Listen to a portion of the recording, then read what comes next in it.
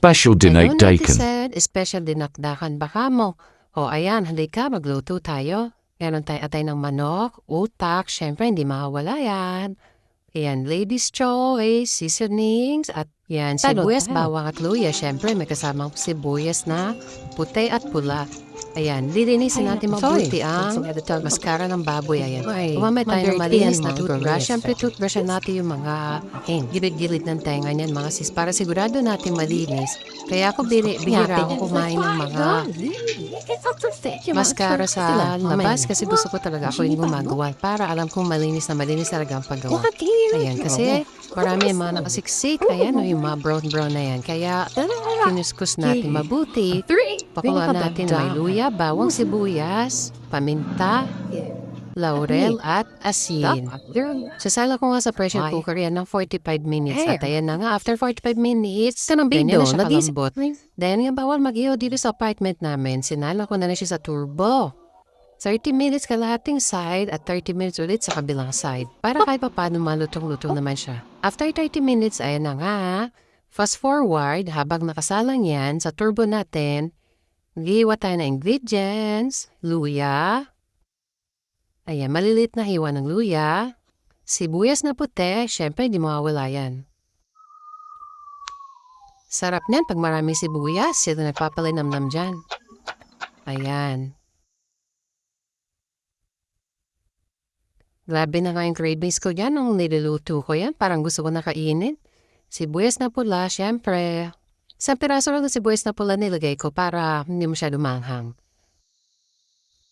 Siling pula, pampabalance ng asim at anghang. Siling green, syempre. Kailangan may siling green din, mga sis. Ang ingredients na hiwa ko na at magpipiga tayo ng mga 7 pirasong kalamansi. Ayan, bukod sa kalamansi, may lalagay din tayo mamaya na suka. Ayan. Ayan na nga. O, diba? After 1 hour, 30 minutes sa kabilang side, and 30 minutes sa kabilang side, ayan yung dila. O, grabe. Alam nyo ba nag-iiwa ko dyan? Tumitigim-tigim lang ako. Pati yung panganay ko, nakapila na rin doon sa hinihiwa ko. Kunwari, tutulong siya, pero yung tulong niya may kasamang subo na.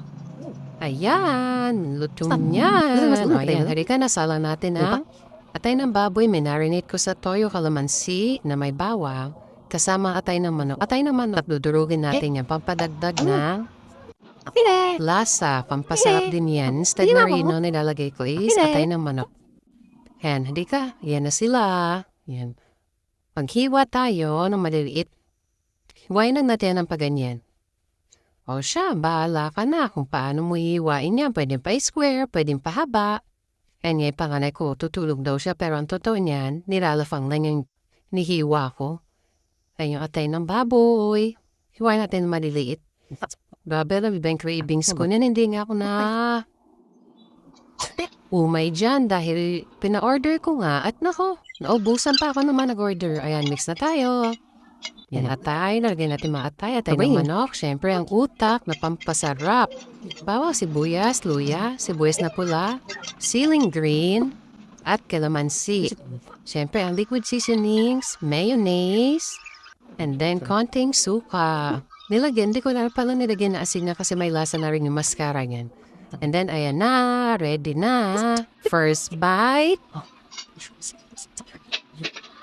Thank you.